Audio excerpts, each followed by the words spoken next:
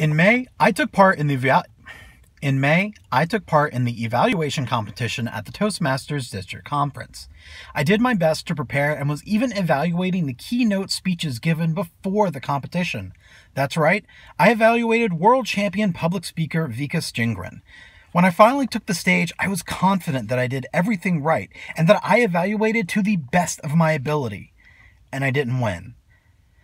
Part of me was telling myself, it's okay, you can't win them all, just getting this far was an achievement. But another part of me wanted to go home, crawl into bed, and cry, because I felt like I had failed. I put such a high value on winning because, I admit it, I'm vain, and I often look for validation that I'm good at something. But eventually, I started to listen to that first voice, and it reminded me why I joined Toastmasters, and challenged me to change the way I measured my success.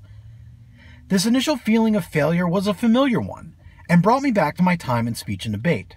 Every day after school, I was practicing with my speech team. Every weekend, I was dressed in my best suit competing, and I was good.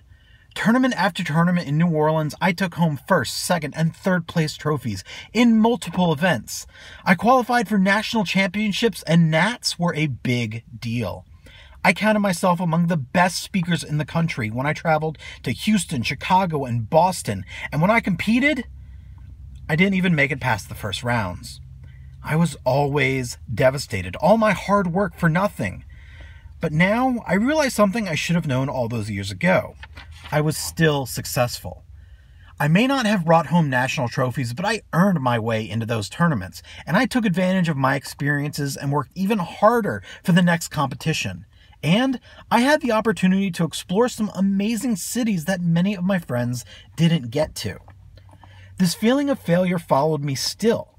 For 4 years, I've been working as a YouTuber, creating over 500 pieces of content. I've put in the hard work, but my videos get very few views and even less subscribers.